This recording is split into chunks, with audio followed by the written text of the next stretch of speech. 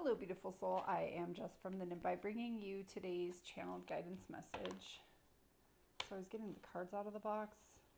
The Three of Swords was on the bottom of the deck, but it wanted to be upside down because then it fell to the floor upside down, which is kind of nice because I feel like the Three of Swords was on the bottom of the deck a few times last week.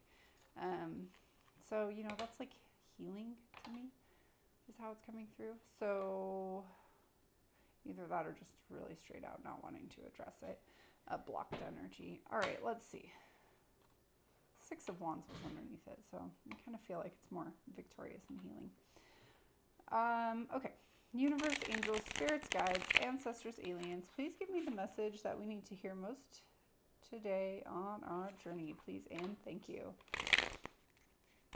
We had a bit of a cold going around my house, so I took a couple of days for that. Feeling better though. Anyhow, all right. I just saw Judgment and the Five of Wands. I heard internal conflict. Something just not being quite right. Okay, let's see. All right. Now the Nine of Swords. Yeah, something not being quite right. Probably starting within our heads. Something is not quite right in our head. All right, what do we got?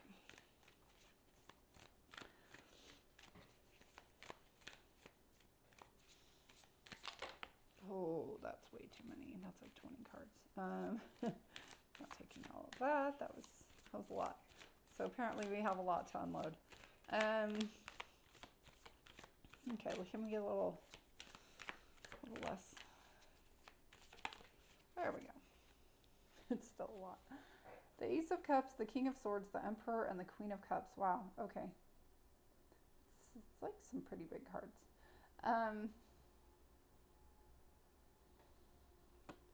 This Ace of Cups right now, it's such a huge cup. It's screaming vulnerability to me. I feel like somebody's really putting themselves out on the line here. I feel like since the only other cup out here, it's this Queen of Cups. Whoever this represents for you, somebody acting out of a space of emotion. Doesn't have to be a male or female necessarily, but just coming from this place of like pure emotion, really exposing themselves, offering something quite large. It's kind of interesting though. In this picture, it's like she's holding that cup really close to her, and here it's like being held out. So whatever this is, I feel like this is very important to this Queen of Cups. It feels really big and, like I said, very exposing, very vulnerable. It kind of stirs up a lot of things, I feel like, in whoever is receiving this cup. Doesn't have to be bad. I don't really have any kind of like energy like that tied to it. It's churning the water. And we've got these two kind of masculine energies coming in. Again, not having to be male or female, just like a dominant, assertive energy as opposed to like a nurturing energy.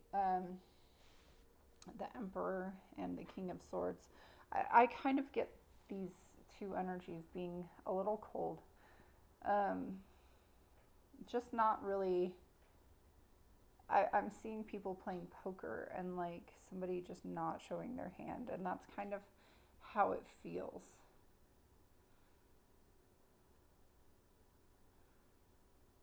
But this King of Swords is pretty exposed also. I mean, he's sitting here without a shirt. He's kind of all about justice with these balanced scales, his sword of truth. So he's speaking his truth and in a place of vulnerability. I feel like this Emperor has a little something to hide.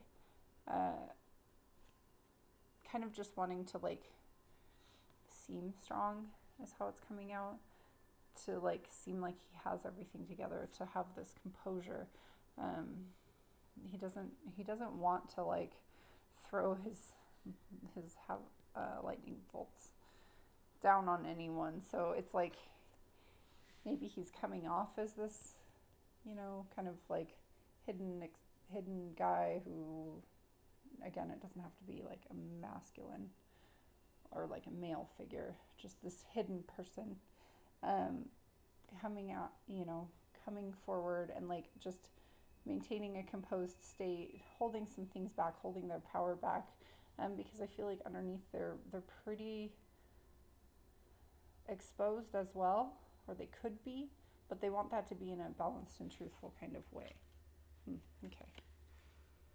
What else? The Tower. It's like kind of goes with the Emperor energy I was feeling, right? Because I said, oh my goodness. Because I said he was holding, he's got these lightning bolts in his hand. He's like holding him back. He doesn't want to be exposed. Here I feel like he's letting him out. It feels pretty disruptive. I was going to say destructive, but then disruptive really wanted to come out. Disruptive, but I know these are two different gods, but Apollo, or anyway, it doesn't really matter the names, in the sea and of the earth, but still kind of that same like authority figure, that dominant figure of that space, so of the sky, right? King of Swords. And then this is more emotive, kind of going with this cups, Ace of Cups energy. Again, I said churning the water, and this looks to be, he's coming up out of the water. It looks a little rough. That looks even rougher out there. So somebody let some things out. It really like shook the foundation. It's destabilizing. It's restructuring. I feel like this emperor, did expose himself, or somebody exposed themselves here. Became very vulnerable. I feel like, I don't know that this is so much like another person as it is like just maybe an internal thing, kind of like balancing those feminine and masculine energies within, balancing the feelings with that kind of cold, nonchalant energy. Okay, what else? Let's get like one more maybe.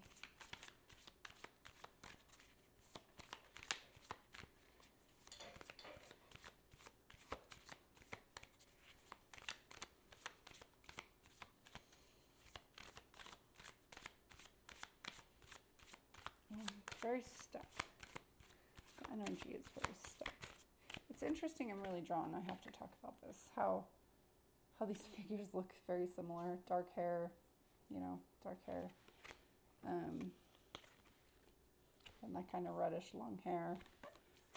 But this King of Swords doesn't really look the same. He's more blonde. There could be like another energy in here as well. Interesting as I see that. There's the dogs, and then there's like 3 heads on the dogs, and the moon. So something's not clear. 3 faces. Yeah, so there could be like a third energy. I'm not really knowing if it's a person or a thing, or just a third energy. So if this is aspects of self, oh my goodness, okay, it's a lot. If this is aspects of self, then there's some other energy that's impacting it, that's outside. So the Ace of Swords, finding that truth, finding that clarity. I feel like this is connected to this King of Swords. Again, it's this kind of balancing of the male and female aspects.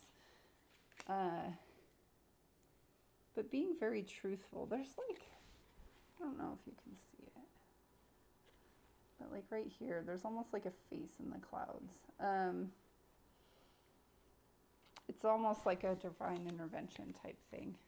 The Devil and the Sun. Holy crap. That's a lot of really big cards. Just throwing that out there. Yeah, again, the third energy, right? The male and female down here dancing for the goat devil. Kind of just going through the hoops. Third energy, it's tying somebody to something.